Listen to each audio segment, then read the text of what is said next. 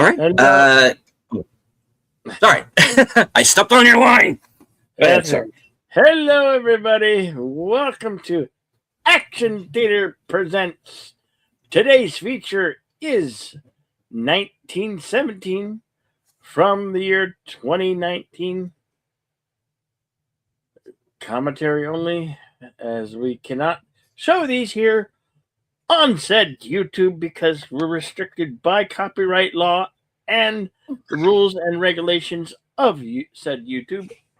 And we don't want to be sued by the major studios, so because we don't have the copyright, can't afford to lease out the copyright. So, so that's why we're commentary track only. But we provide a screening room where you can view the film along with us, and we will give our commentary. And deleted scenes, YouTube Ronin will read the synopsis. Okay. Today's film is 1917 from 2019. Historical drama takes place during the final days of World War I. So at the height of the First World War, two young British soldiers, Schofield and Blake, are given a seemingly impossible mission. In a race against time, they must cross enemy territory and deliver a message that will stop a deadly attack on hundreds of soldiers, Blake's own brother among them.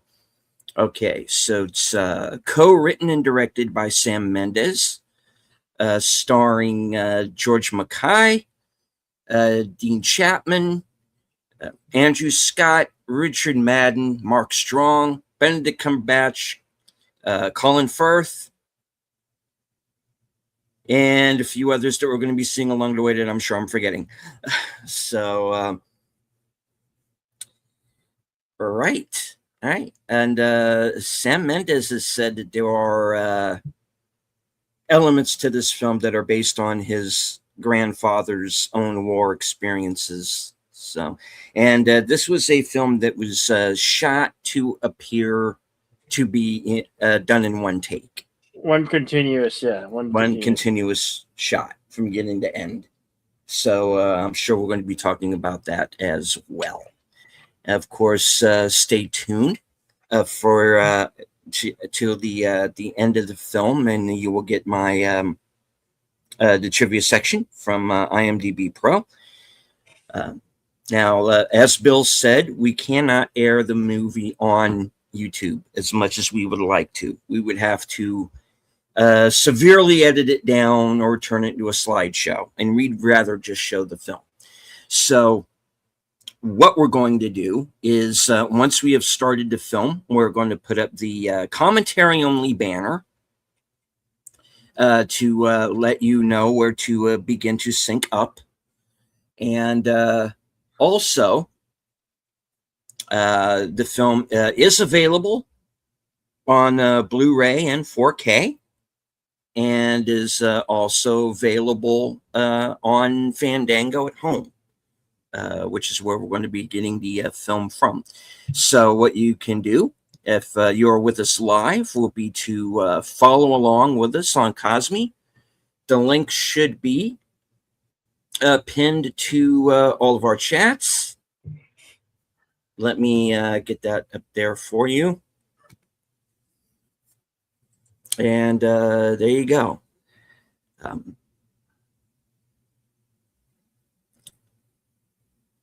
Also want to say hello to a few people who have joined us here in the live chat.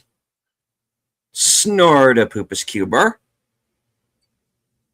Oh. FK. Yes. FKHC 2005, sometimes known as Tim. All right. Daniel Berry Sports Highlights. Oh, yes. Saying, hey, happy Thursday, guys.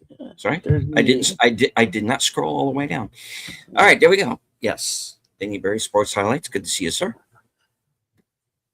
All right, and thank you to everyone out there who might be following along, even if it's only for a few minutes.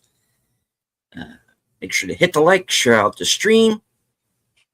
Memberships are available. In fact, I am. I'll just go ahead and announce this. I'm actually going to have a member stream Sunday night at 11 p.m. Eastern. So, if you would like to become a member of my channel, join me there. Hello to the bird woman of YouTube, Connie Cleary. Okay, here we go. We're going to 5-second countdown, and we'll be playing. Should be playing. Okay. Here we go. 5, 4, 3, 2, go.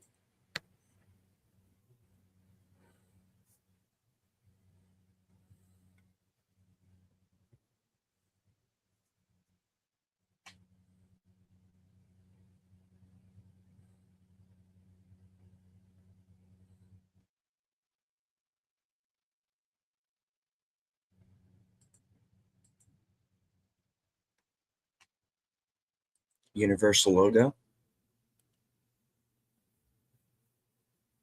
DreamWorks logo.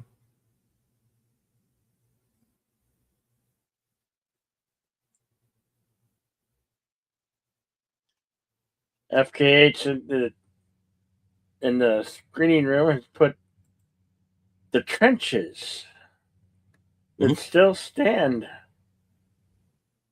Well, it looks like I added aluminum siding.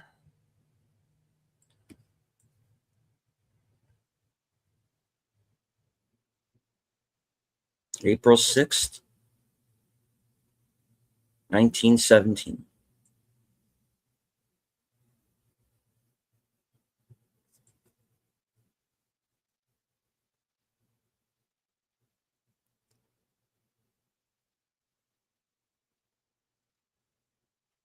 We see a field of dandelions, both yellow and the white ones where you blow where the seeds blow away. And we open on Schofield, who's played by George Mackay. And a guy's kind of been into war for a while, and he's a little more cynical about things. And we also meet Blake, played by Dean Charles Chapman. And he's a little more idealistic.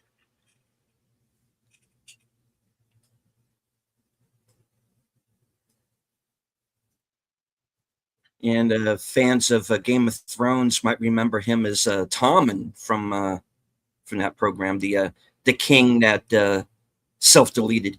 And he also showed up later on Into the Badlands.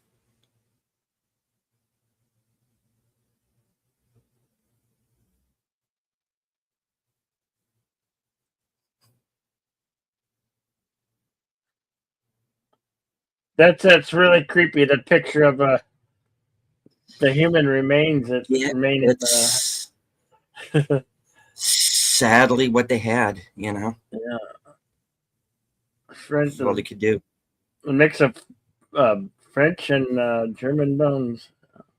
Yeah.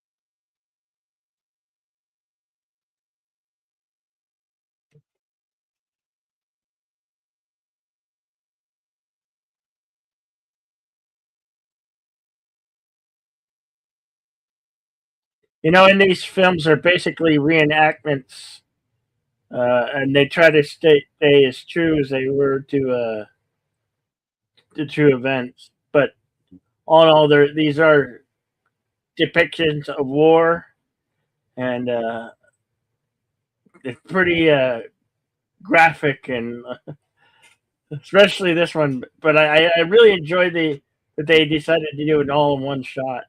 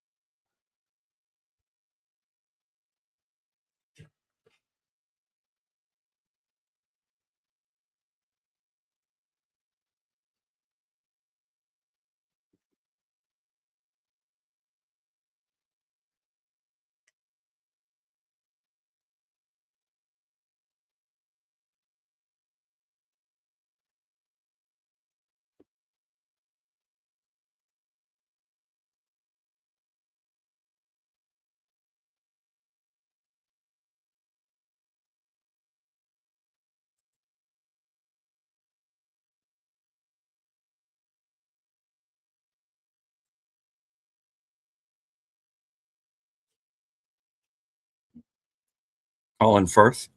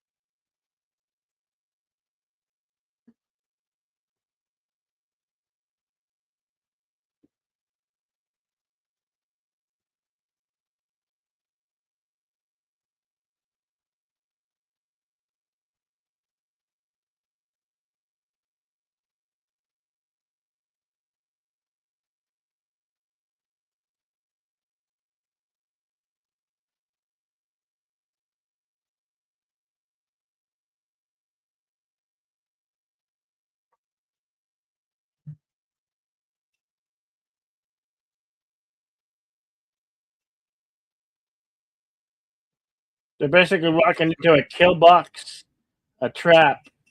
Yeah. It's a trap.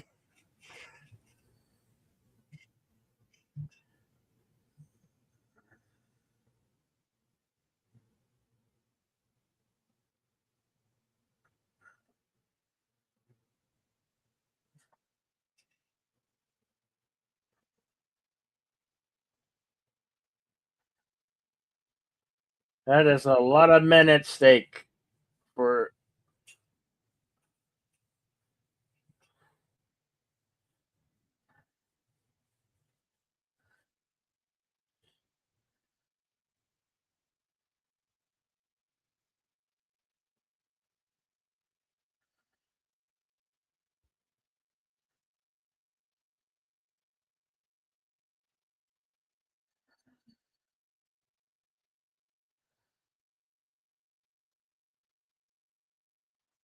Right.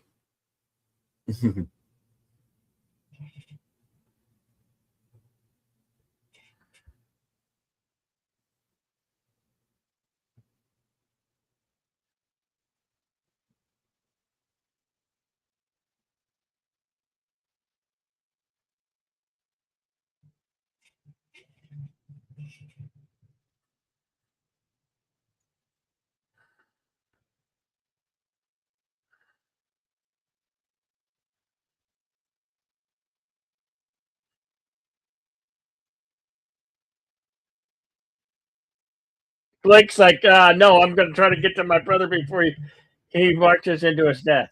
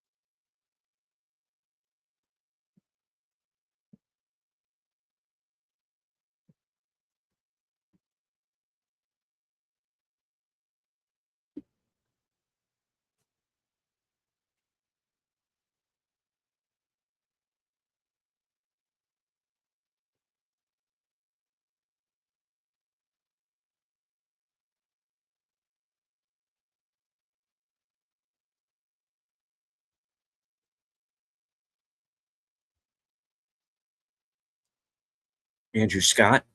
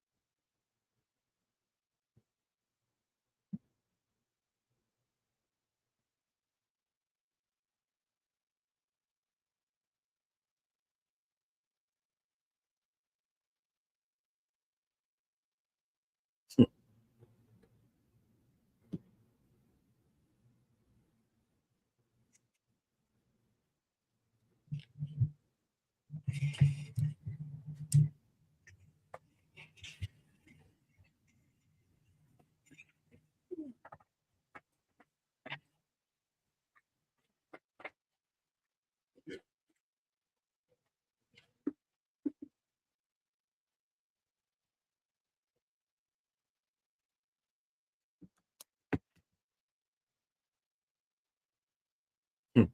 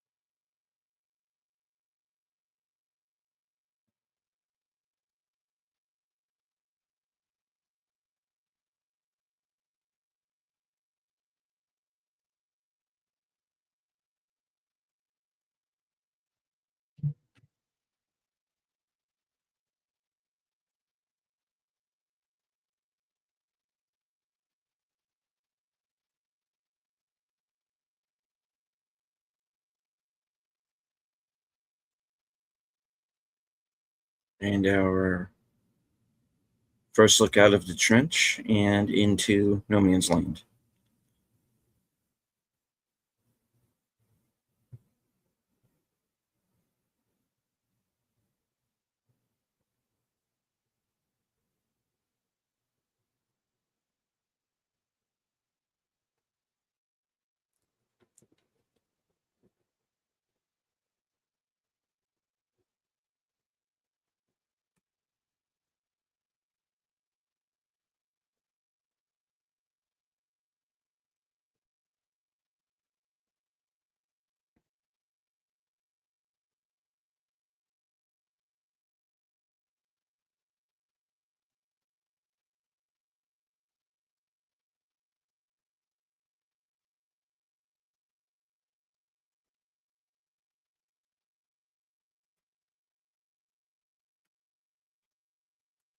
And not a pretty picture. And he gets his hand cut into barbed wire.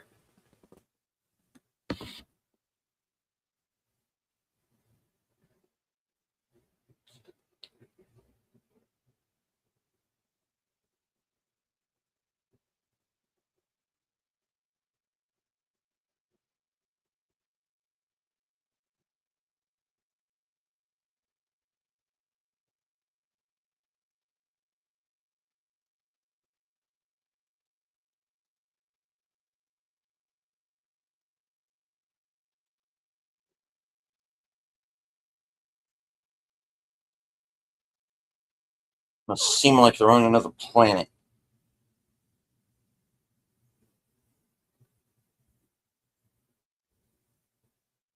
Yeah. Ah.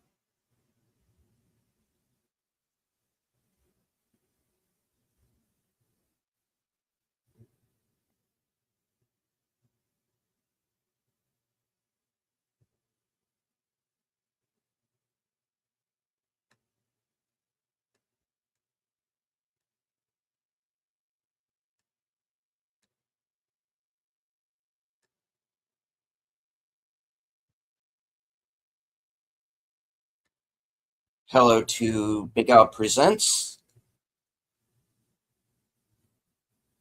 I'll be joining Al tomorrow night on his channel for Films with Friends and a very different movie, The Emperor's New Groove. It'll be 8 p.m. Eastern.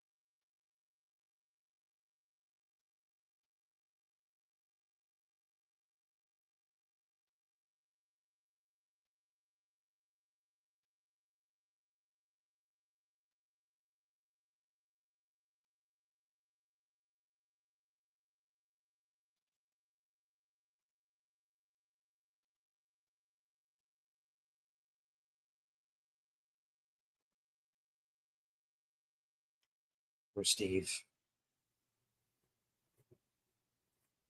Cross no man's land into the German trenches and have found an underground barracks and tunnel system.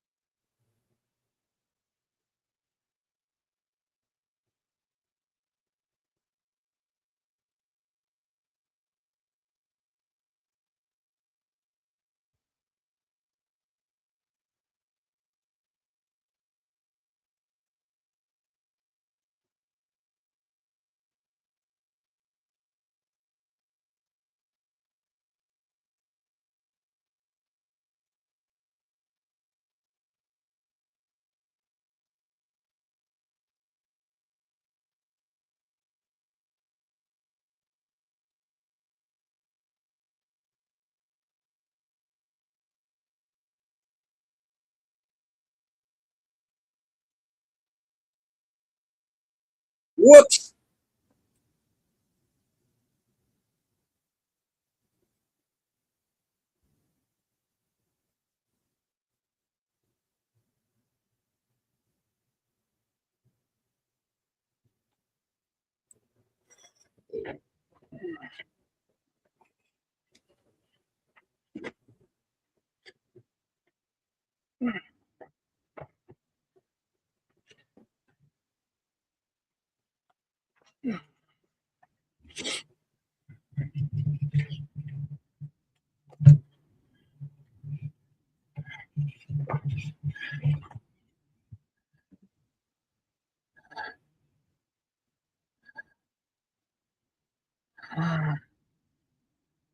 That almost killed him.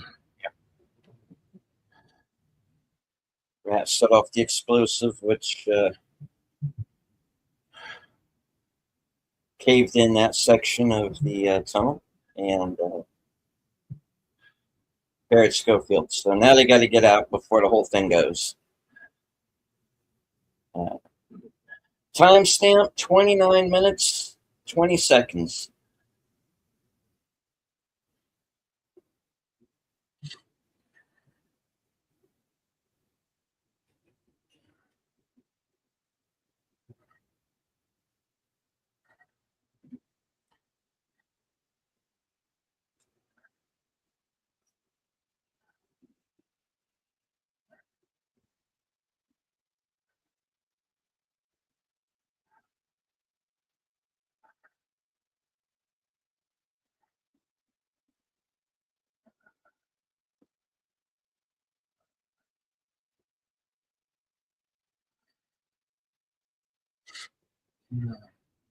The good thing it was a short distance. Yeah.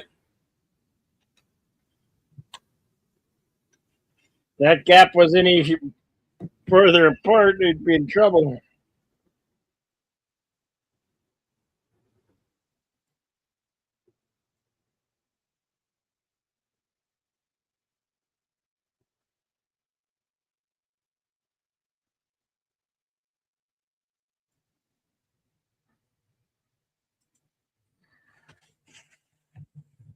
They almost didn't get out of there with their lives.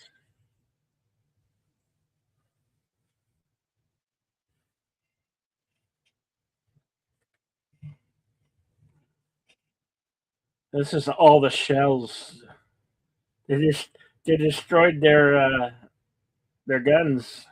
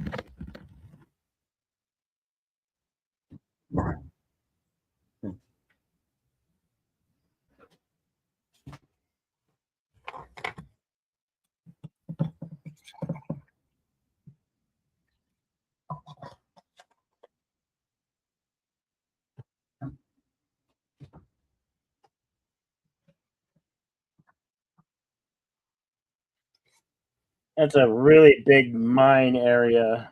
Hmm.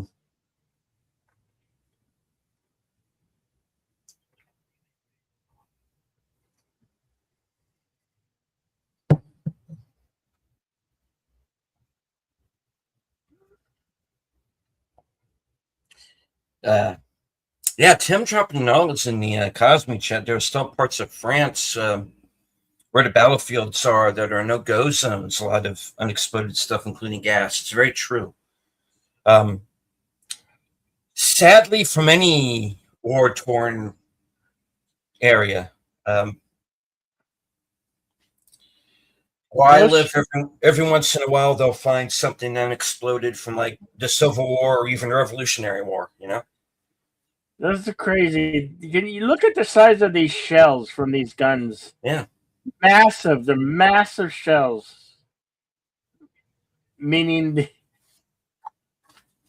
the huge artillery. I mean, of the shells that massive. Imagine the bullet or whatever. What would they call it? The ordnance.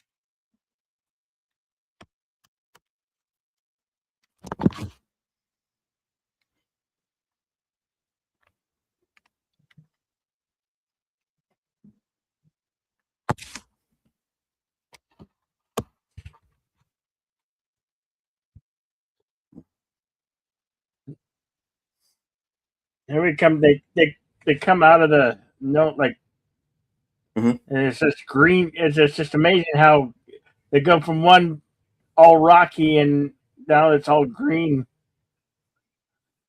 Of course, they saw those planes fly over going into the direction they're not going to, and now those planes are not coming back.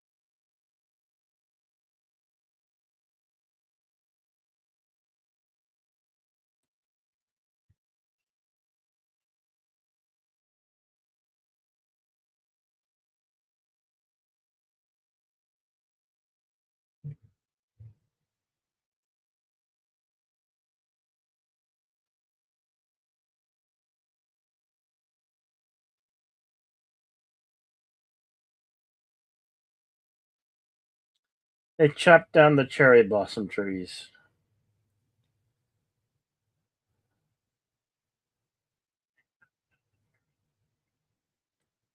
That's just not right.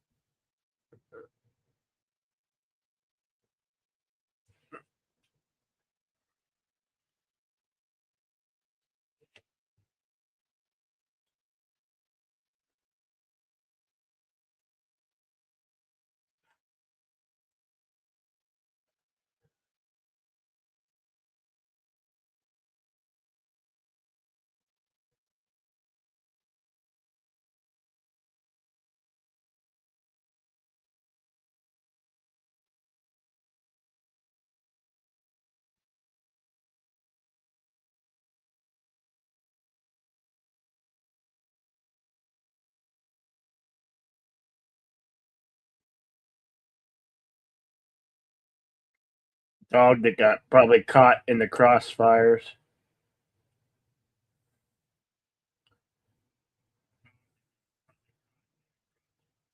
This residence is shot to hell and looks like it, before it even got bombarded, looks like it been there for centuries.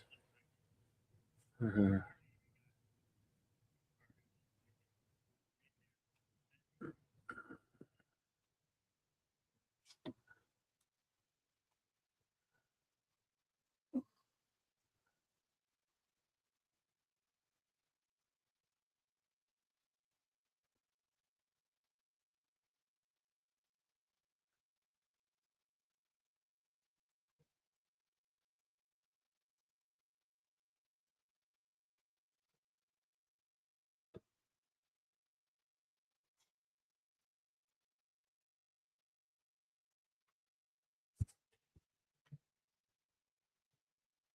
Yeah, he's got a bad feeling about this. Yes, he does.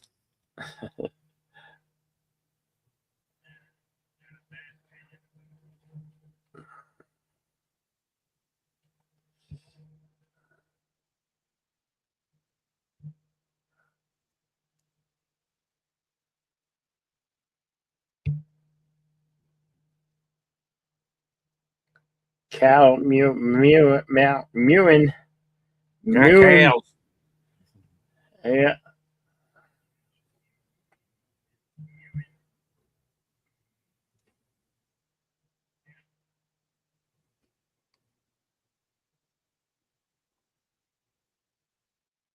comes across a bucket of freshly milked cow milk.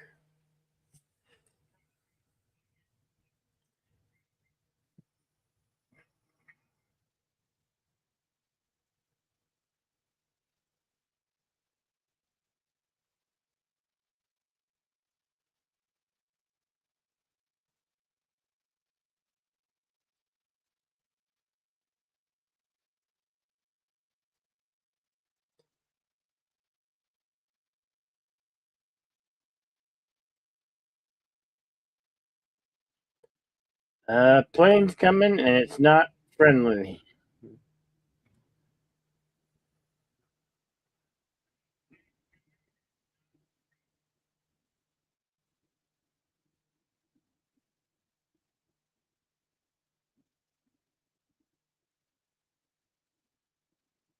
German plane engaging with the two British planes we saw earlier.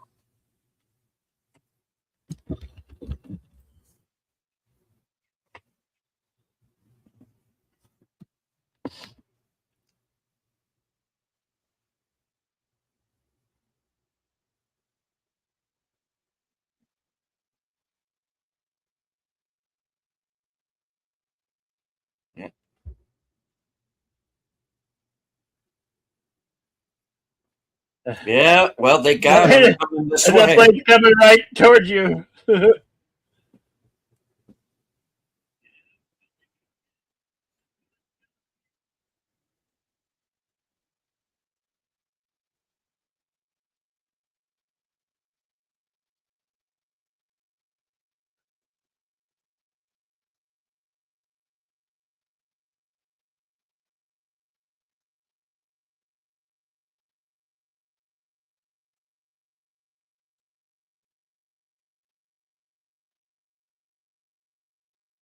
And this guy's an enemy, and yet they're helping him.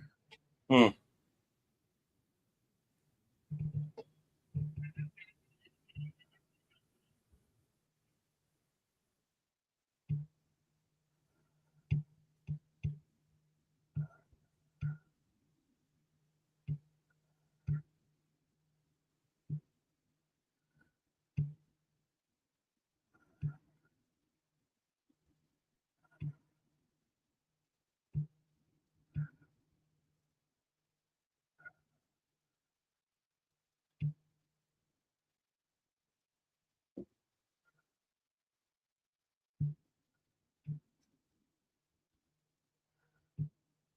Hello and welcome, Raquel.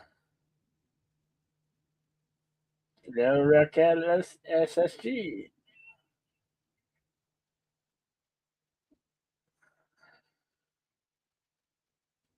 Took, took a shot right in the gut. Yeah, That's a he stabbed him. that Yeah. that oh,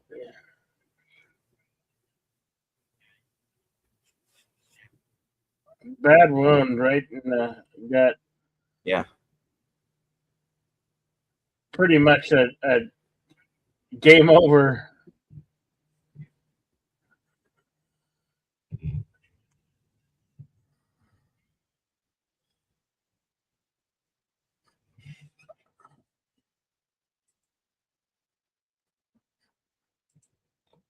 Always good to see you, Raquel.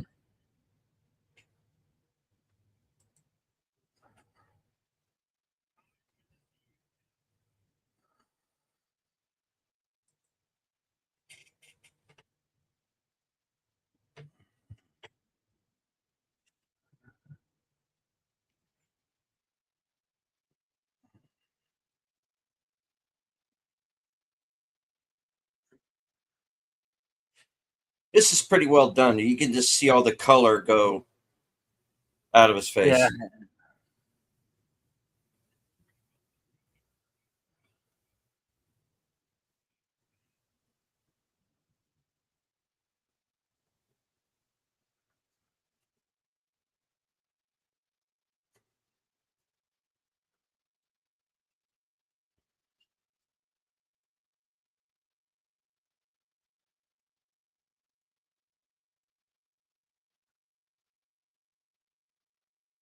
Oh, he was on Game of Thrones as well. Oh.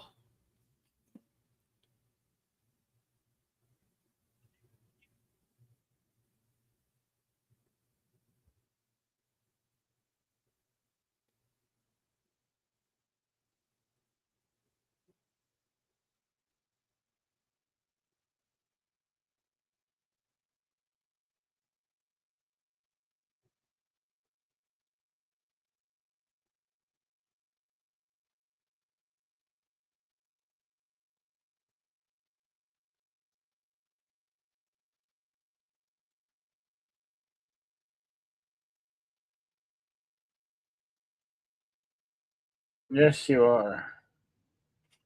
Okay, Raquel. Yeah, go could you ask me a question?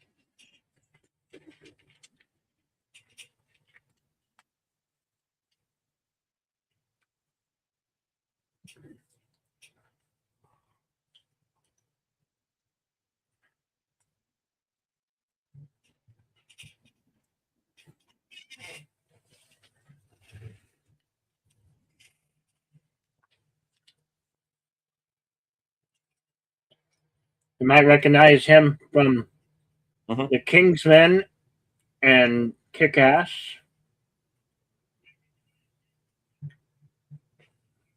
Yeah, we got a few Kingsman people in this movie, actually.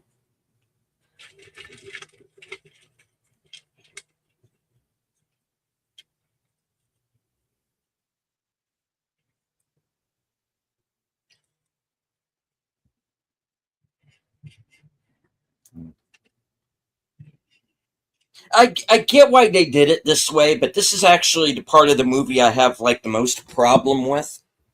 Number one, they didn't hear all these guys coming, and How did they get trucks that far through the German lines? There's no way.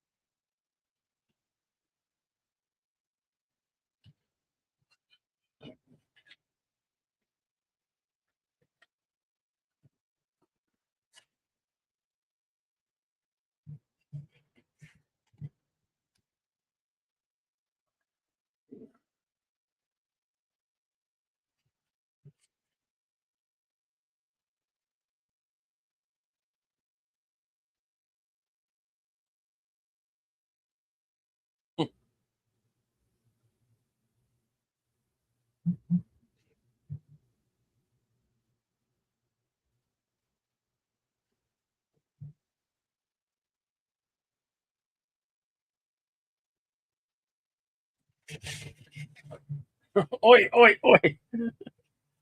Love how to say it, oi.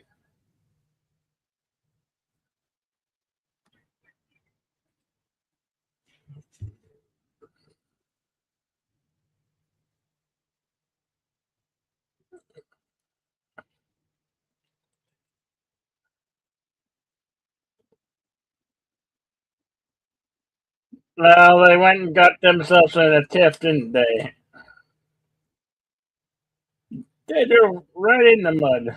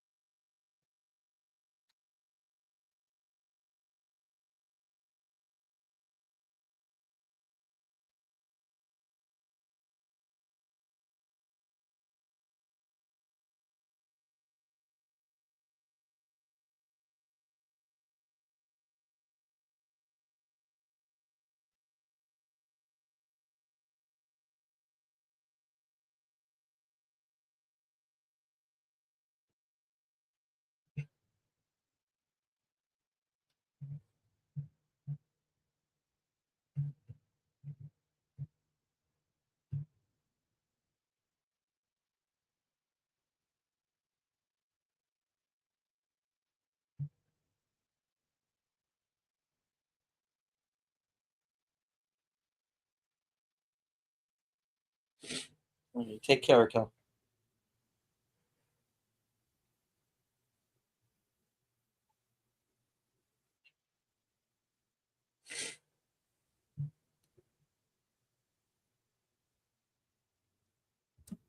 Hello to Enigma Severus. And Tom Baker, 4586. Good to see you. Been a while.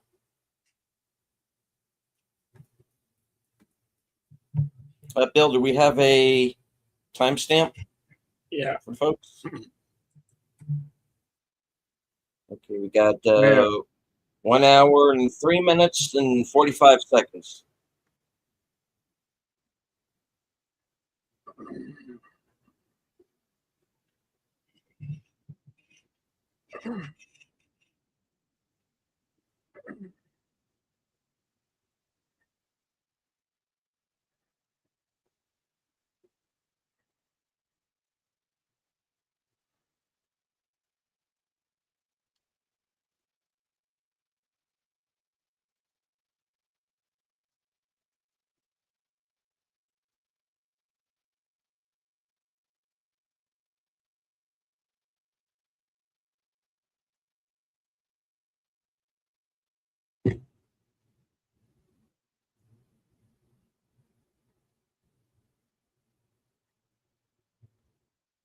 Yeah, there he is.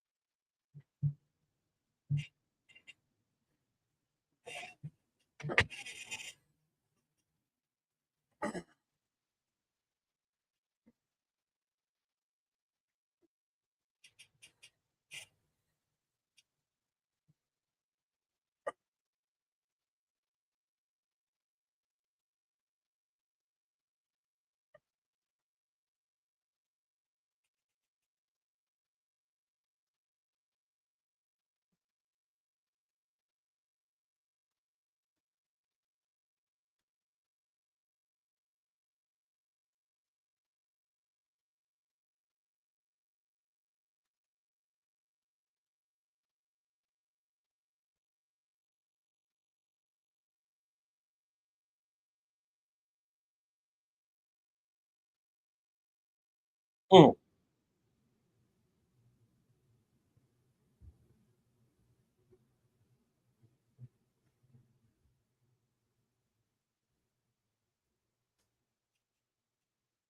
The one time the movie cuts away and cuts away because he was knocked out.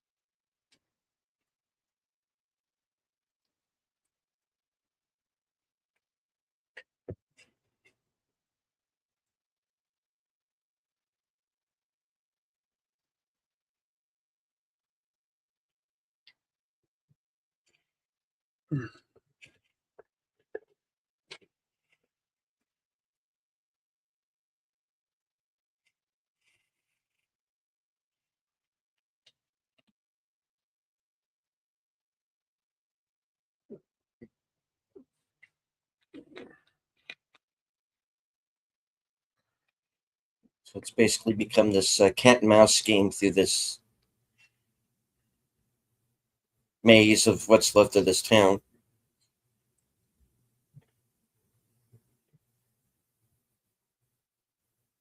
Illuminated by fire and occasional flare.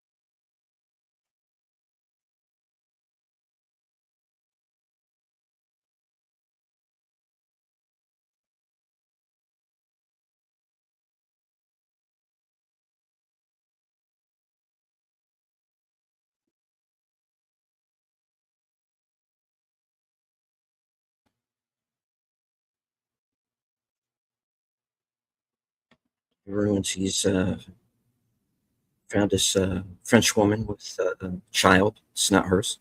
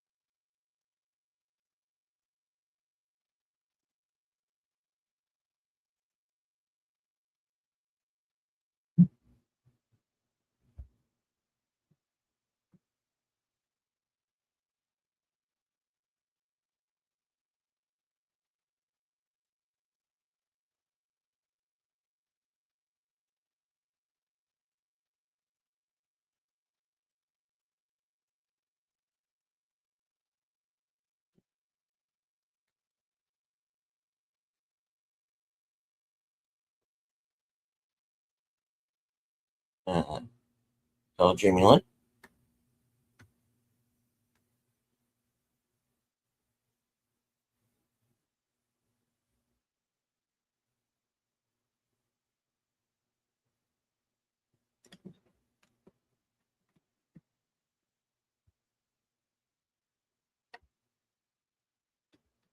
As much as we would love to stay in chat, unfortunately, we're in the middle of a mission.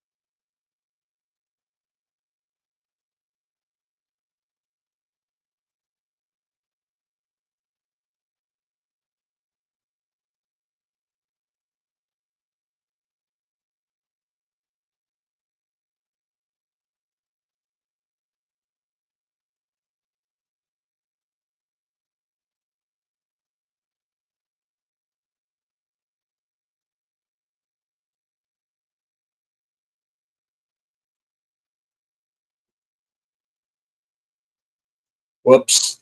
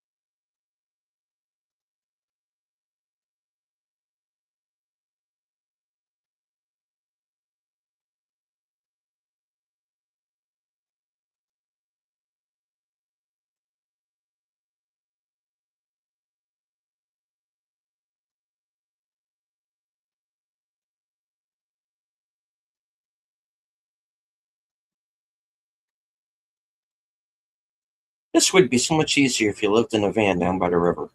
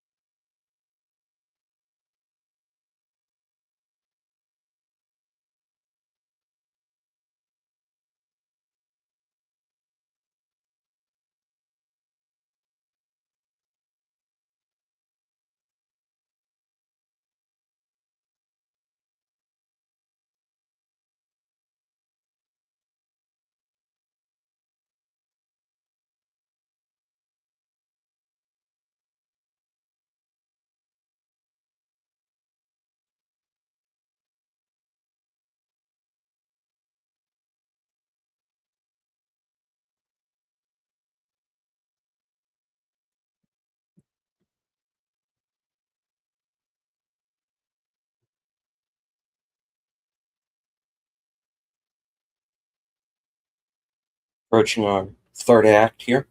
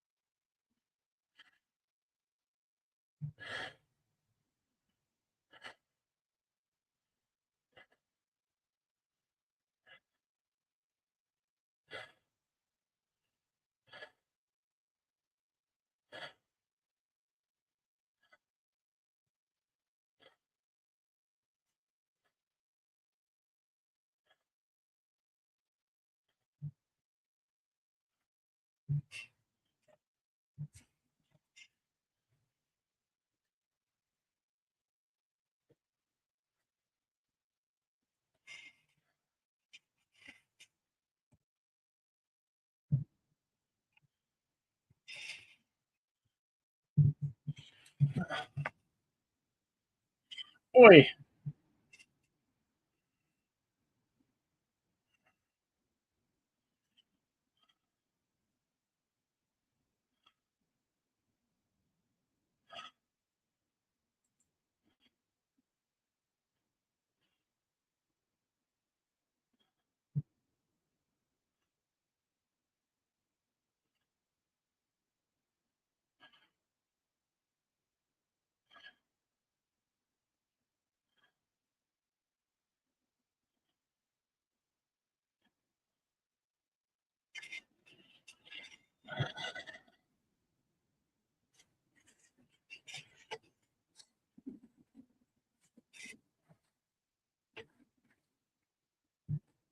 The commanding officer is none other than Bendermit Cumberbatch, aka Doctor Strange.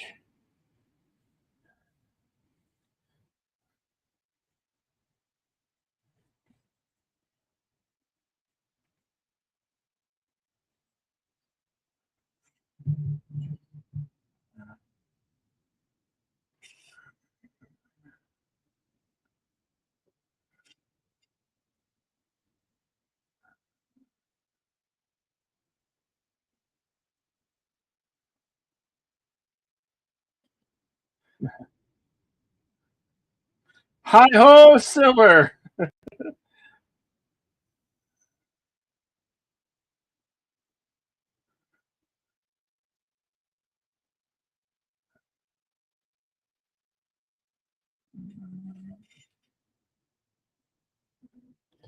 Timestamp 1 hour, 35 minutes, 16 seconds.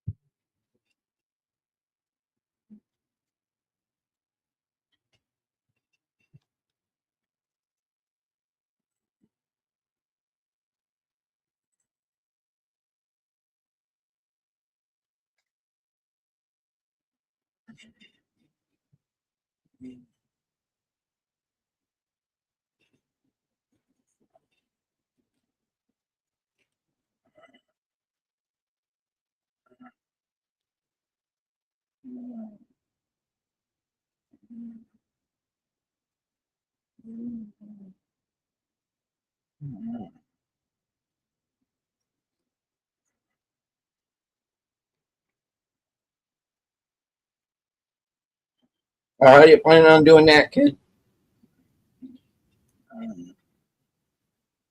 He's trying to That's save fine. your lives.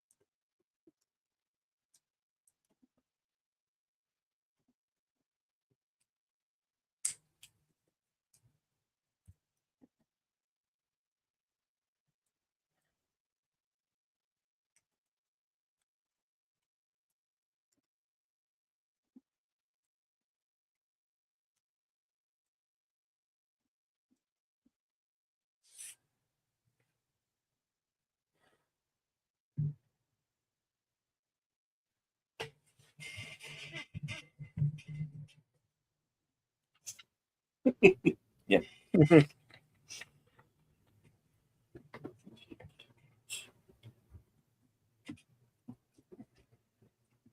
He just saved a whole bunch of his Yeah. countrymen.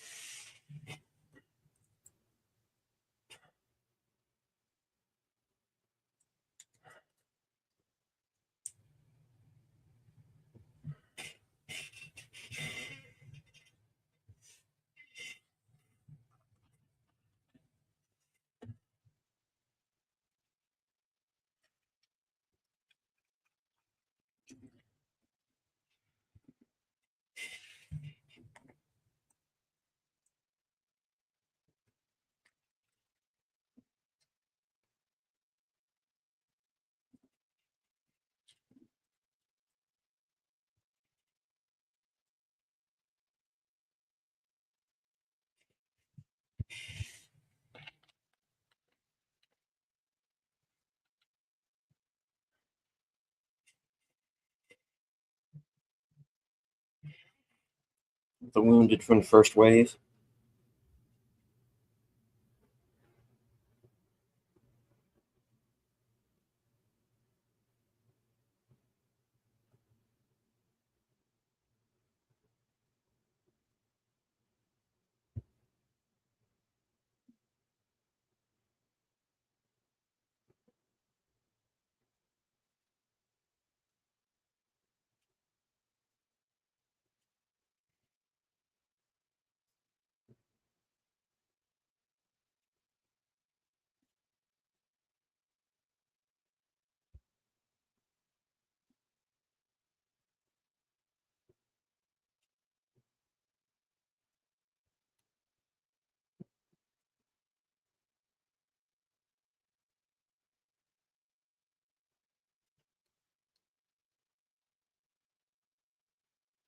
Here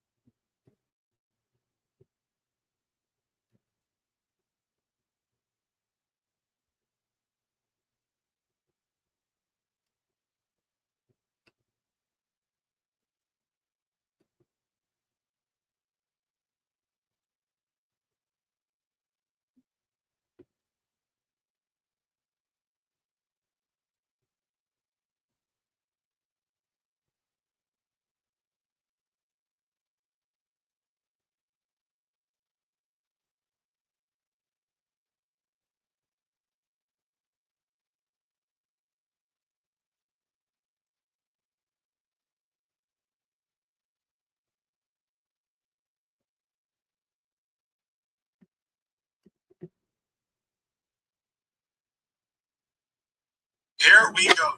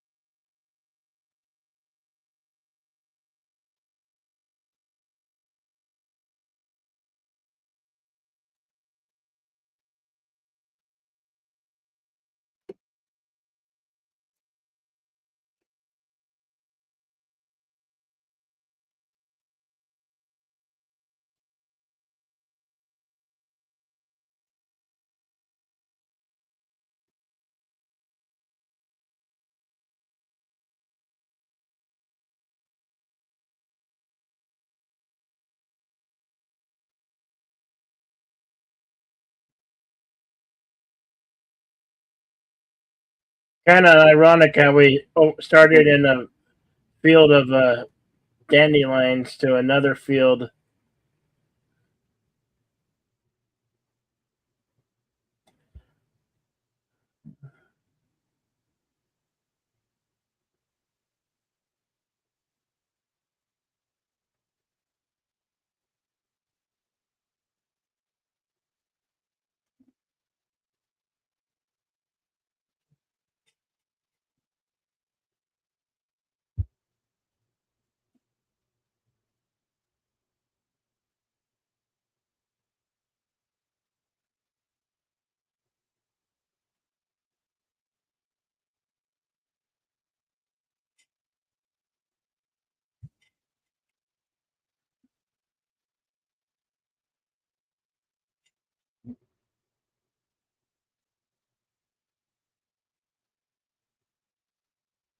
The reveal that he did have a family to go back to. This doesn't talk about them.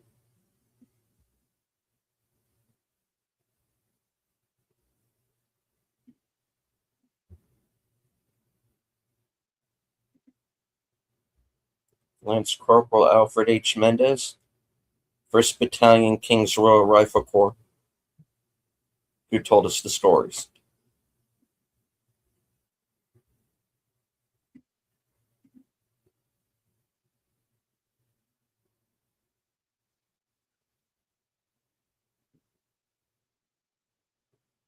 You're welcome, everybody. It is that time to who shall the YouTube Ronin consult the scrolls? All right. 1917 was widely released in the US on January 10th, 2020.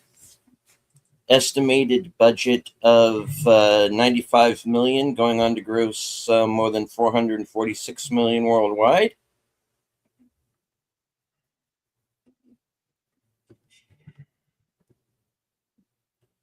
Was nominated for 2 Saturn Awards as Best Action Adventure Film and for Best Music.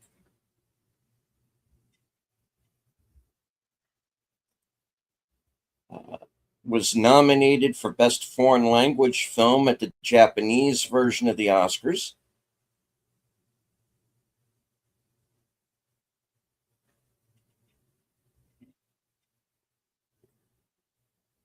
And speaking of the Oscars, was nominated for Best Picture,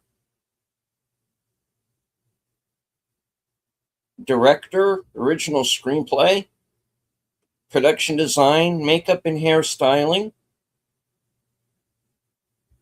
Musical Score, and Sound Editing. Going on to win for Visual Effects, Sound Mixing, and Cinematography.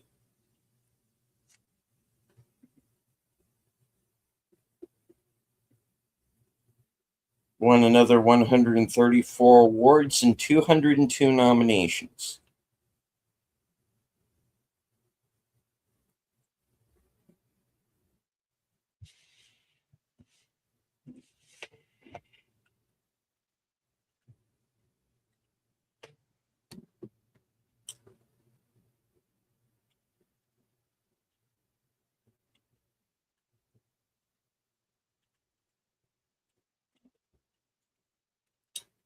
All right. Filming locations included Salisbury Plain, Wilton, for the trains and the farm, Fell Gate, Tyne. These are all England, Scotland. Govan Graving Docks, Glasgow City in Scotland. Shepperton Studios Road, Shepperton, Surrey, England. Low Force Waterfall, Bowleys, New Biggin, Bernard Castle, County Durham, England. Tees Barrage, International Whitewater Center, Tees Barrage Ways, Stock-on-Tees, County Durham, England. Schofield floating into rapids. Hankley Common, Elstead, Godalming, Surrey, England, exterior set, German Trench. Bovington Airfield, Chesham Road, Bovington, Hemel Hempstead, Hertfordshire, trench set. Bowleys, Newbiggin, Bernard Castle, County Durham. Says that a few times for some reason. Okay, yeah, that's pretty much it. It repeats a lot for some reason. All right, moving on to the trivia.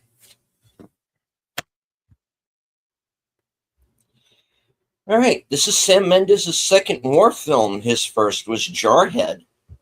This is his first official writing credit.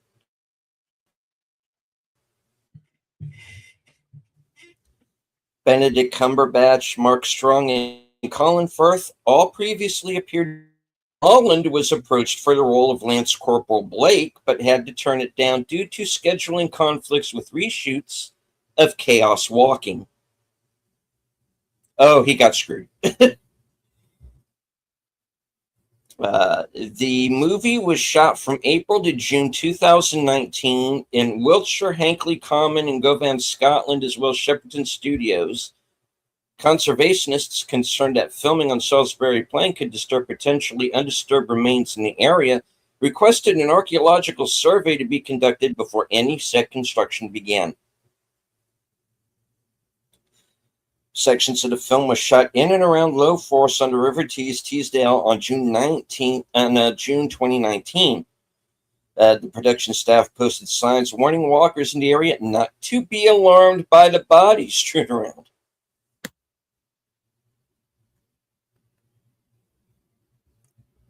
Reunites Richard Madden with Dean Charles Chapman after Game of Thrones. Benedict Cumberbatch and Andrew Scott previously worked together on the series Sherlock, with Cumberbatch as Sherlock Holmes and Scott as James Moriarty. Also, Mark Strong played the villain Lord Henry Blackwood in Sherlock Holmes, starring Robert Downey Jr. Andrew Scott and George Mackay previously worked together 5 years earlier in the movie Pride.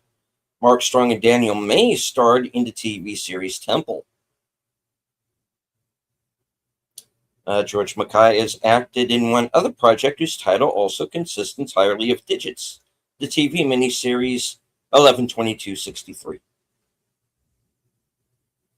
This is Universal Pictures' second film to be specially formatted for IMAX in the expanded aspect ratio of 190:1. Since Oblivion, flashback sequences were letterboxed into 139:1.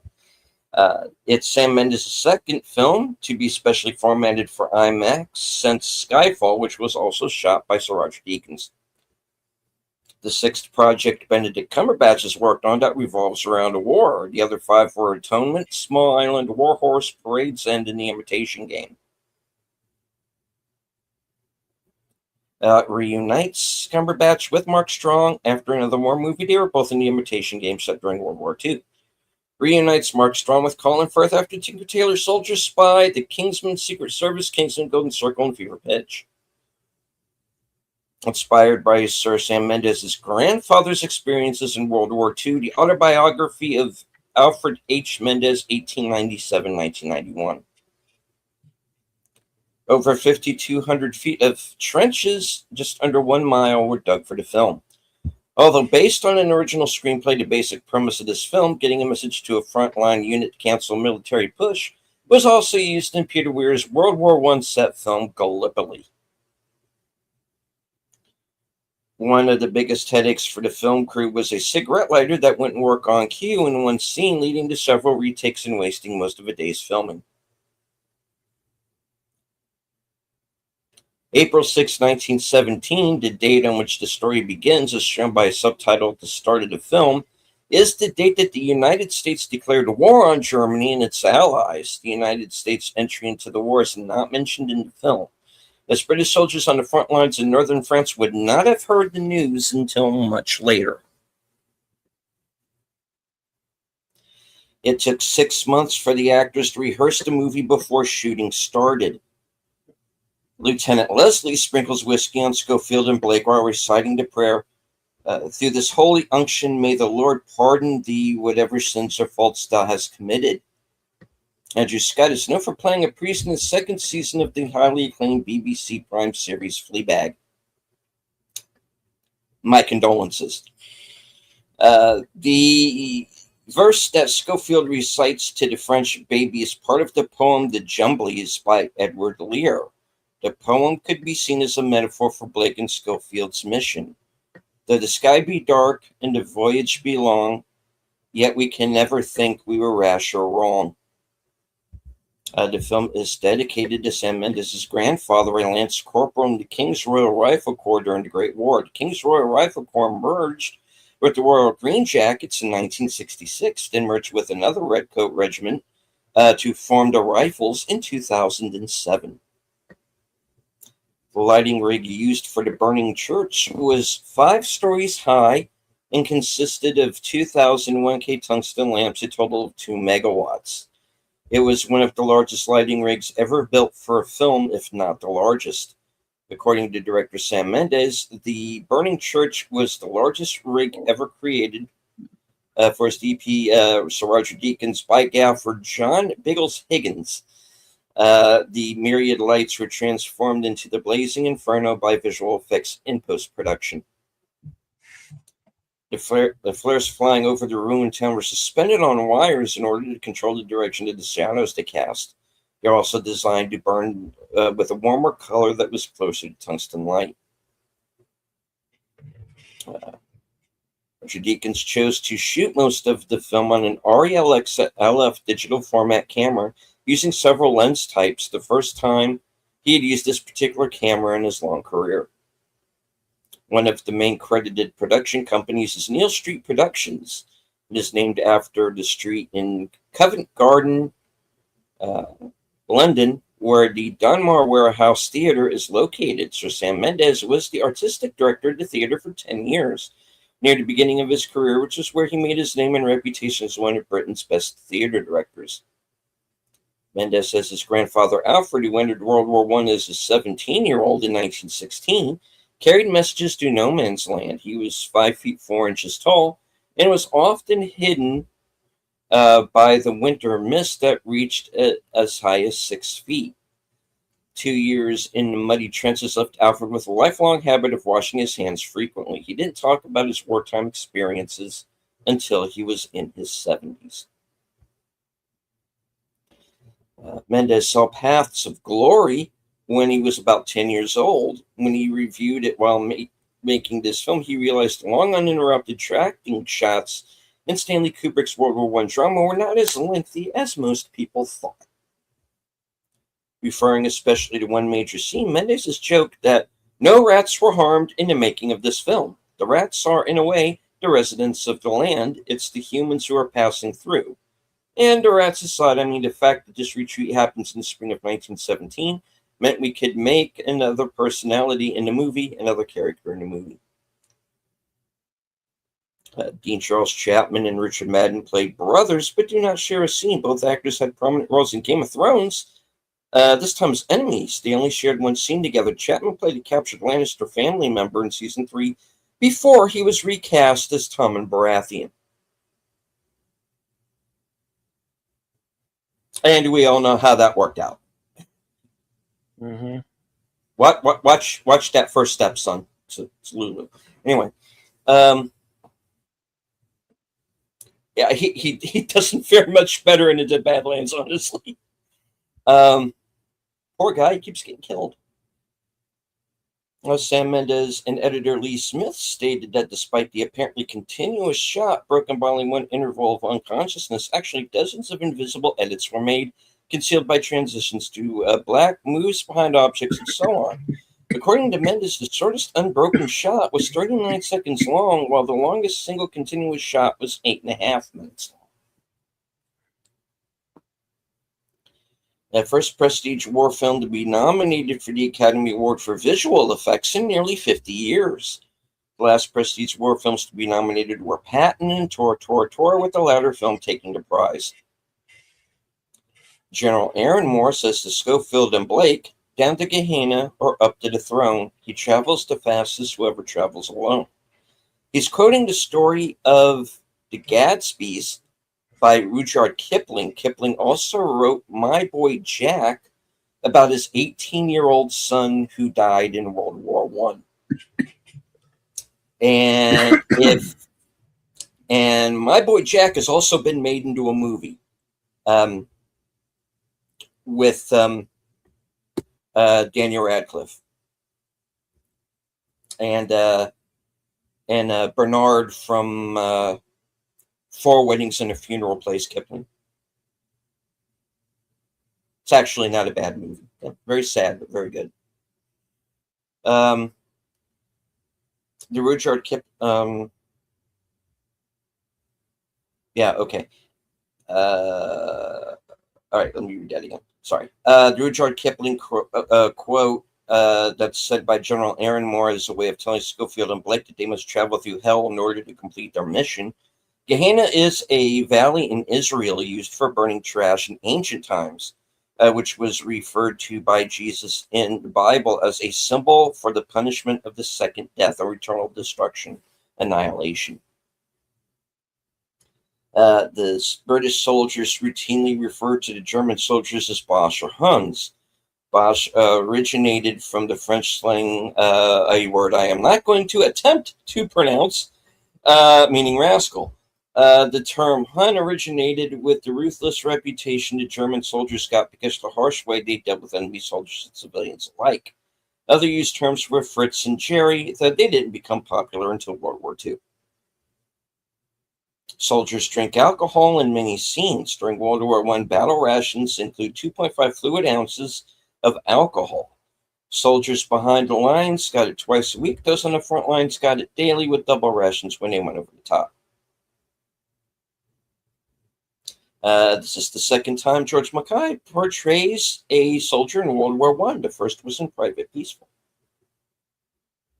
Other than images in the family photos, the woman hanging up laundry in the beginning of the film and the young woman who offered Schofield shelter and the young baby she's caring for are the only female characters to appear in the film. The retreat of the German forces was part of a real event called Operation Alberg. It was a tactical German retreat to the old Hindenburg line, which was more easily defended. However, the date the movie provides is an error, as Operation Alberg took place from February 9th to March 20th, 1917. What is real is the devastation and the booby traps the Germans left while retreating.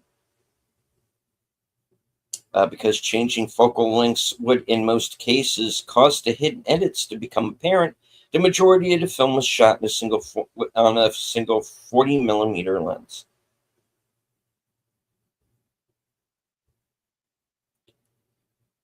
In conjunction with costume designer Jacqueline Duran, sound designer Stuart Wilson experimented with various fabrics in which to conceal wireless lavalier mics on the actors, testing the noise of various wool and leather materials. According to Roger Deakins, over 90% of the film was shot with an Arri 40mm signature primes, the exceptions being a 47mm for the river scenes and a 35mm for the gym basement and tunnels. Using a pair of Lexa Mini LF prototypes for the first time. Deakins was delighted with the color sensitivity and ability to shoot interior night sequences, rated at 1600 ISO without forfeiting image quality. The first bunker lit with what appears to be oil lamps are actually prop lamps fitted with 50-watt electric bulbs dimmed down. Throughout the shoot, the production had 4 basic rigs that were always at the ready to be able to take advantage of the changeable weather conditions. Chief meteorologist was on location the entire time. The photographic equipment used throughout this film is a product of the German company Arri, founded in Munich in 1917 by August Arnold and Robert Richter. The company name is derived from the founder's surnames. After Schofield and Blake leave the collapsing German bunker, they come across an abandoned artillery site. When walking through, they walk only on the duck boards. This would have been out of habit. Duck boards were placed on the ground in entrances as a safe way to walk in mud-covered grounds and as a measure to prevent trench foot. Early German World War I planes were built with canvas, but Germany's first all-metal fighter plane was built in 1914 as a prototype. By 1917, the Germans were manufacturing metal-bodied planes, many built by Junkers and Albatross. Cinematographer Sir Roger Deakins won a total of 40 awards for his work on this movie. Hope is a dangerous thing was also said by Morgan Freeman in The Shawshank Redemption. This film, to an extent, can be considered the British version of All Quiet on the Western Front. Like the latter film, this film centers on young men trying to survive the horrors of the Western Front, with Schofield being the main protagonist, while the other films centered on the Germans. In an interview, Christy Wilson Cairns said that George Mackay never left the day of shooting without shaking everyone's hand. He knew everyone's name, had time for everyone on set, all the assistants, all the runners. He knew everybody's name. He spent a lot of time learning about them and learning about their lives. Blake mentions to his superior officer that he was hoping to be home by Christmas. When the war broke out in 1914, many people infamously predicted the conflict would end by Christmas that year, but the war would go on till 1918. In Christmas 1914, both sides of the war, especially the British and the Germans, sang carols, mingled with each other, exchanged gifts, and even played football, soccer together. However, from 1915, fraternizing with the enemy was forbidden. The plot involving the two men delivering a message is very accurate. Soldiers were hired as runners to deliver messages on upcoming attacks. But due to the dangers in walking through mud on average, by the time the message was delivered, it was already too late to stop the attacks. It was the last film to win the Academy Award for Best Sound Mixing, before the award was combined with Best Sound Editing as a single award for Best Sound. Sir Roger Deakins reveals a total of 48 edits in his commentary on the film. 1917 was the year the Battle of Passchendaele took place, which was infamous for the muddy battlefields. Rats are seen feeding on the corpse of a dead soldier. Rats were an infamous problem in the wars. They feasted on bodies of the dead and reportedly grew as big as cats. Near the end of the film, one wounded soldier has blackened feet, which is strongly implied to be gangrenous. Gangrene was very common among soldiers in World War I, especially for those who stood in mud and flooded grounds for long periods. The only treatment was amputation. And the movie was filmed and edited to make it seem like one continuous shot. Alfred Hitchcock created this effect 71 years previously in Rope, a movie I recommend if you ever get a chance to see it. What's it called? Rope? Rope, yeah. It's got Jimmy Stewart in it, and basically these two college guys, kill one of their friends. Mm-hmm. They put his body in a trunk, then proceed to have a dinner party where everybody is in a room with this corpse. Mm-hmm. It's messed up. It's very good. It's got, like I said, it's got Jimmy Stewart in it. It's pretty good. And it's only like about 80 minutes long, so it doesn't waste any time.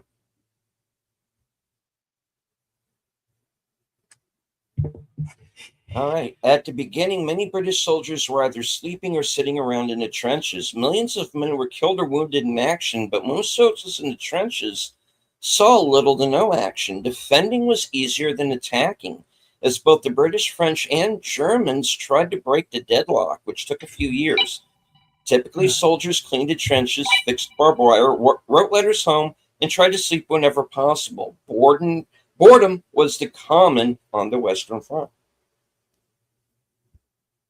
The Sikh soldier uses an Indian licensed reproduction of the Lee Enfield rifle, with a darker wooden stock and a golden pin insignia near the buttstock instead of the British Army issued Lee Enfield, which sadly he would ordinarily have been on the other side of.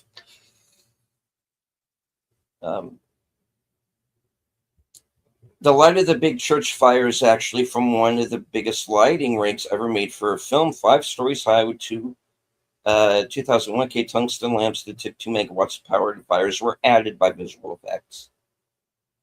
Schofield is seen loading 5 rounds into his rifle. Later on, he shoots 9 times without reloading.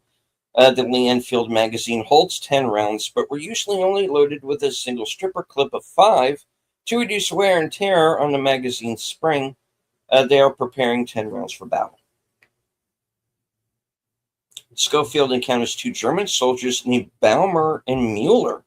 Both characters are in All Quiet on the Western Front, a 1929 book that depicted the struggles of German soldiers in World War I. The 2 collisions that Schofield has with 2 soldiers were unplanned, but George Mackay continued running. The rule on set was to keep acting no matter what, until director Sam Mendes said cut.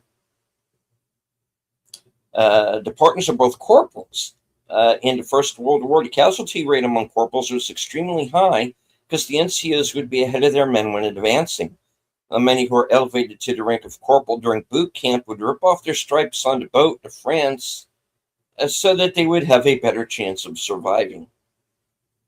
German trenches were in much better condition than British trenches. The Germans anticipated the war would last a long time and tried to make their trenches as comfortable as possible, with underground bunkers and even electricity in some parts.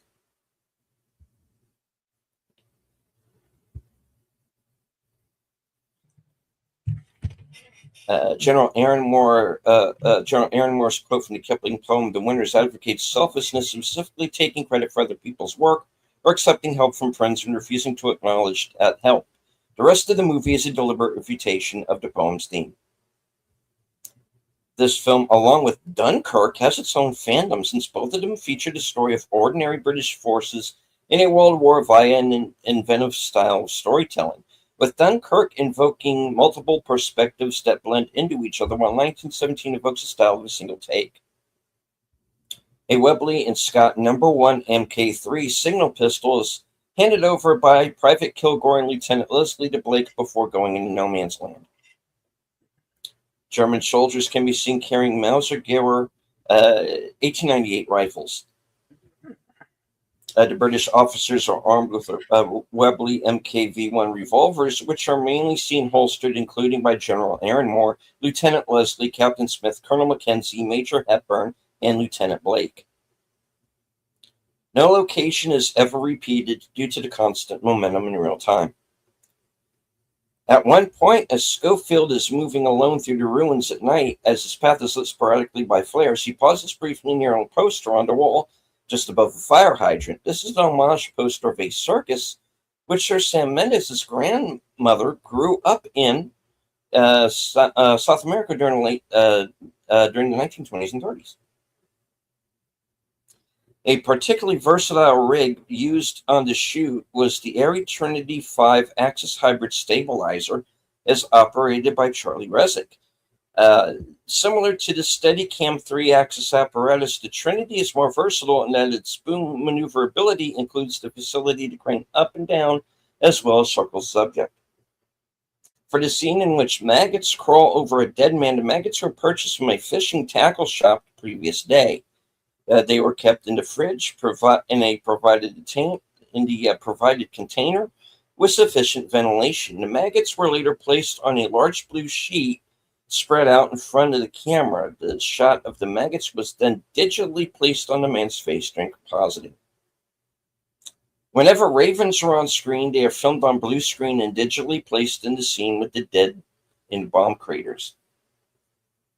Sam Mendes persuaded many of the stars in the supporting cast to appear in small roles on the condition they would not be asked to promote the film when it was released. When the protagonists jump into the first abandoned German trench on the front line, there is a sign on the concrete wall in the foreground that reads 1 gas fodger, 1 Elmer, 1 Strange, 1 Spaten, which means 1 gas fan, 1 bucket, 1 pole, 1 spade. Equipment storage to clean up after chemical attacks. The sign in the background, Deutschgang verboten, means that it is prohibited to go through there. The next legible sign they arrive at, next to a passageway, says Swider Graben, second trench.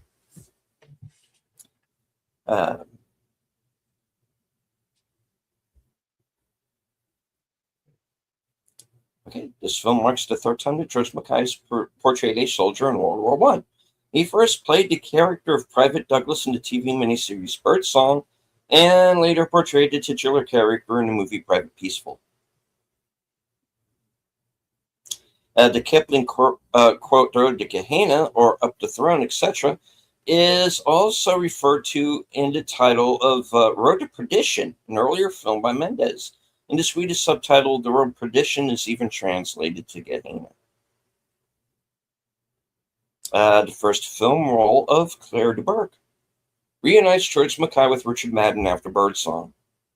This is the second movie that Roger Deakins has shot to feature a year being in the title after 1984 and 1984.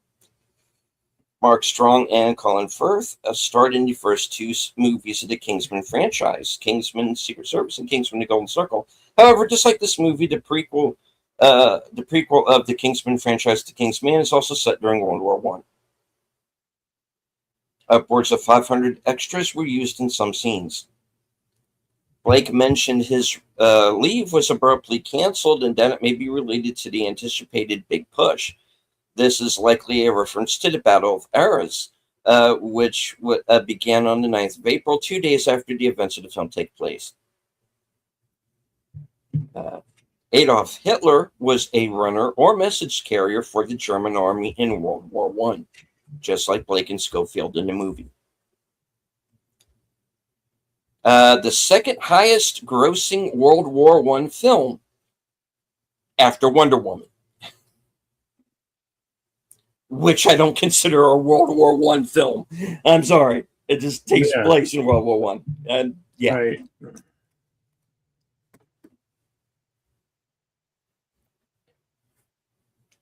The only film directed by Sam Mendes in the 2010s that wasn't a James Bond film. Schofield immediately drops his rifle after killing a crashed German pilot. Later, he is targeted by a sniper while crossing a fallen bridge. He cocks the rifle before attempting to fire back at the sniper's position, expelling the spent round in the chamber. At the beginning of the film, when the soldiers walk into the trenches, there is a sign that says Stanley Avenue. This is likely a nod to director Stanley Kubrick and his use of trenches in the film Paths of Glory. Steadicam operator Pete Cavacluti developed his own camera rig nicknamed the Dragonfly, which he used while following the actors through the trenches. George Mackay said the cast and crew were often left rehearsing for hours while waiting for the weather and the sun to cooperate. Mendes said the land cannot be longer than the scene, and the scene cannot be longer than the land. So you have to rehearse every step of the journey and every line of dialogue on location. The final scene of Schofield finding Lieutenant Blake and presenting him with his brother's rings was the very first take, according to Sam Mendes and Lee Smith. Although intended to appear as happening in real time, there is one exception. When Schofield passes out after storming the hideout of the sniper shooting at him from the bridge house, as he confronts the sniper, it's daylight, but when he regains consciousness, it's dark. However, from Schofield's perspective, it happens in real time. It is also the most notable cut in the entire film, which is otherwise doctored to look as if it's entirely one shot. Of course, the film achieves this through movie magic, but in fact contains many exceptionally long and complex shots, some over 8 minutes long. The beginning and ending shots both focus on a soldier sitting under a tree. An extra said, "I can't help but laugh at the final shot of the tree. About 100 extras used that tree to urinate on, as the toilets were so far away. We had no idea that the ending would take place with the main actors sitting under it."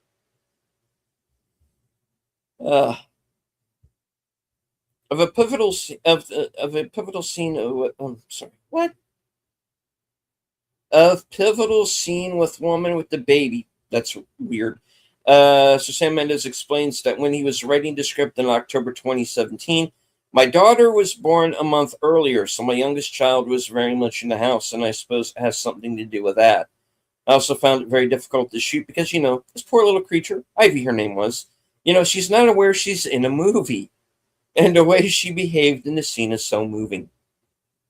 The opening and closing scenes of the film both show Lance Corporal Schofield sitting against a tree. This was done to create two bookends on the film, but also give the feeling of a journey being completed.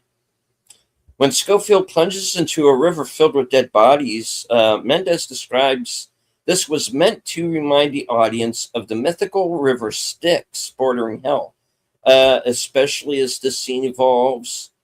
And lone hero Schofield is soon led to safety as he follows the ethereal solo voice of a singing comrade. The narrative seems to shift from a tone of naturalism to one of epic myth. Despite being such a graphic war film, only 4 soldiers are shown to be killed in combat. The German pilot, Lance Corporal Blake, the German sentry by the bridge, and the German soldier strangled. There are many soldiers behind Corporal Schofield in the final charge who were seen falling from presumed gunfire or caught in explosions. A small jeep was used for more complicated tracking shots, such as when Schofield discovers that the shadowy figure near the burning church is an enemy soldier. The camera had been following him up to this point. Then as Schofield slowly realizes that he's in danger, he starts to move backward as the camera operator climbs smoothly onto the jeep and races off with Schofield in pursuit. The events involving the found milk being added to the canteen and later given to a woman looking after a baby that is not her own are almost certainly inspired by an almost identical account given by Sergeant Richard Tobin, Hood Battalion, Royal Naval Division, that occurred in the fall of Antwerp in October of 1914. The account ends, the British government had lost a water bottle, but a baby found a meal. During the long sprint scene at the end of the movie along the trench while the soldiers run out to battle, Schofield bumps into a soldier and falls but gets back up and continues running. Apparently this was accidental, but instead of calling cut, they kept it rolling, which made it look more realistic and obviously made it into the movie. Also, he had to run a quarter mile in that take. While it has often been noted that Schofield's first and last scene saw him sitting under a tree, Blake's first and last scenes are also similarly bookended, showing him laying on his back, face towards the sky, eyes closed. Even though Schofield and Blake are the main characters in the film, Blake dies before the halfway mark of the film. Lieutenant Blake is briefly visible on the blood-soaked photo. Corporal Blake shows Schofield as he's dying. When asked why he's not sending a full unit to deliver the message, General Aaron Moore replies to Rudyard Kipling quote. Initially, this seems like an erroneous quote by the general because he's obviously sending 2 men, not 1. But it becomes tragically prophetic when Blake is killed and Schofield must continue the mission alone. When Schofield stumbles upon a female French civilian who's caring for the orphaned infant, she asks him if he has any children of his own. Schofield doesn't answer, but the glimpse of the photo he carries with him at the end shows that he does.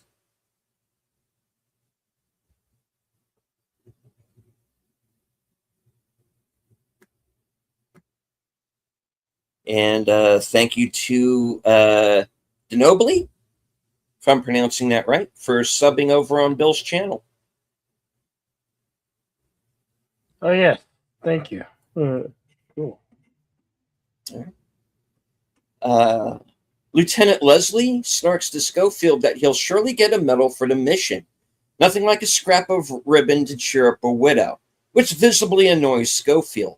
In the end, it is revealed that he actually is married and is worried enough about making his wife a widow. While the 2 men are exploring an abandoned German structure, Schofield and Blake spot a few eerie reminders of the absent men's sweethearts and family members, like names scratched into plaster and an abandoned family photo indicating the extreme haste of the German withdrawal. Both men seem suspicious of why such a thing would be left behind. This foreshadows both men's own significant family photos, Blake's abandoned unanswered remains, Schofield's carried to the end. Early in the movie, Blake and Schofield discuss Schofield trading a medal he earned for a bottle of wine. Blake, confused, tells Schofield it's more than just a piece of tin. Later, the letter from the general would have been destroyed in the river if it wasn't in Schofield's tin case. Blake consistently hesitates to kill, even when necessary. His hesitancy to kill the tripwire rat in the trenches mirrors his failure to kill the German pilot that would go on to take his life. He says, "I always knew I should have shot that rat," but doesn't learn his lesson. Schofield and Blake find an abandoned farm after going through a camp of chopped cherry trees. The camera then focuses on the exact spot where Blake's going to have to fight. A captain cries near the end of the film. At first glance, it appears he doesn't want to fight. He actually has shell shock, now known as post-traumatic stress disorder, or PTSD. As the war went on, many soldiers lost their sanity due to the number of deaths, the dangers of trench conditions, and the fact that they could die or be wounded at any second of the day. Those who refused to fight could be executed. Between August 1914 and March 1920, 346 British and Commonwealth soldiers were executed by firing squad for cowardice, desertion, or a handful of other offenses. The Armed Forces Act of 2007 gave posthumous pardons to 306 of the executed soldiers. Of the 40 soldiers not pardoned, 37 were executed for murder and 3 for mutiny. Schofield's uniform is a good indicator of his mental state. At the start, he's in full kit and somewhat chatty but irritable. By the time he loses his helmet and rifle, he is panicked and terrified. After losing his webbing, he's down to his basic uniform. Schofield breaks down sobbing before dazedly stumbling towards a group of soldiers, barely able to speak. After Schofield kills the German pilot, he doesn't cock his rifle after the second shot. He then doesn't fire his weapon again until the bridge sniper, where he cocks his weapon before firing, as he hadn't done it before killing the pilot earlier. A symbol of life, death, beauty, and violence, cherry blossom petals appear at the end of the river when Schofield reaches his final destination, perhaps a sign from his friend Blake, watching from above, as he had spoken about them just before he died. All right. That is it. That's all the trivia from IMDb Pro.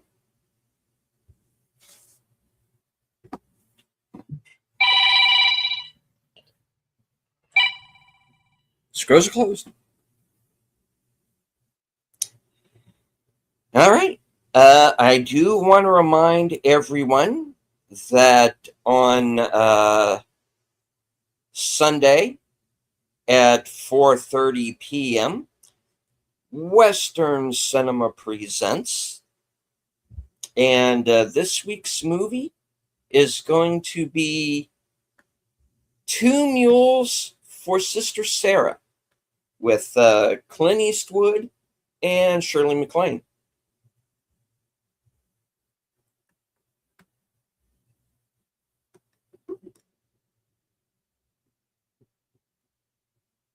That'll be at 4:30 p.m. on Sunday at its regular day and time.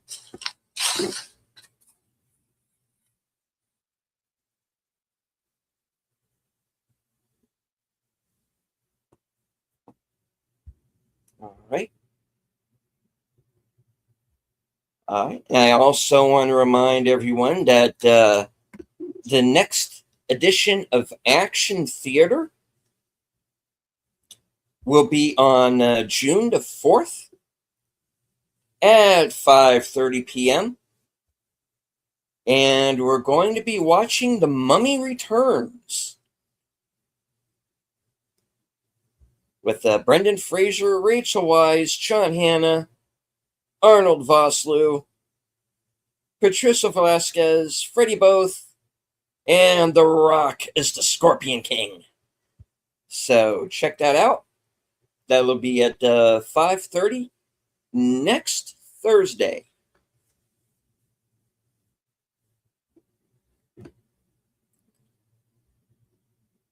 All right. As for myself, later on tonight at 11 p.m. Eastern, 10 p.m. Central will be my program Coming Attractions. Get to find out what I'm going to be doing in the next week, up to and including my appearance tomorrow night at 8 p.m. On Big Al's channel for Films with Friends. And we're going to be watching The Emperor's New Groove with voices including David Spade, John Goodman, Eartha Kitt, and Brock Samson himself, Patrick Warburton. Cool. All right.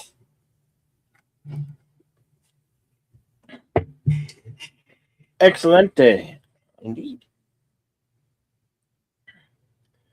Go ahead. I changed Western Cinema. We'll be doing 2 meals for Sister Sarah. I think we've done it before, but I saw it and I like it. Kind of like it a lot, but and it's available to watch on Prime, and it's leaving Prime on that day, so I was like, why not?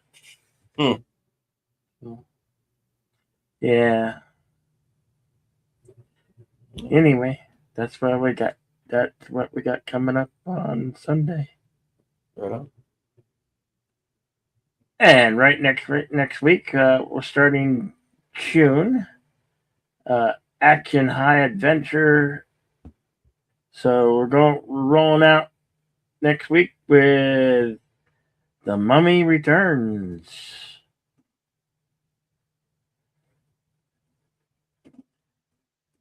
I'd like to thank everybody who joined us today. Thank you very much. Much appreciated. And as I always like to say at the end of these things, always remain to be excellent to one another. Party on, and we will see you at the next one. That's it. All right. And I would like to thank everyone who was following along with us today. I know we had somewhere around 70 people watching at one point. There may have been more. It usually is. And for those of you who joined us today, even if it was only for a few moments, thank you very much. I do want to remind everybody once again that if you're coming upon this broadcast late, you can either follow along with our commentary with your own copy. The film is also available on Fandango at home. And as I always say, at the end of every broadcast, from HQ and all points north, south, east, west, and beyond, and of course our second home office in Arizona, good night, take care, stay strong, be safe and healthy, because this is how we win.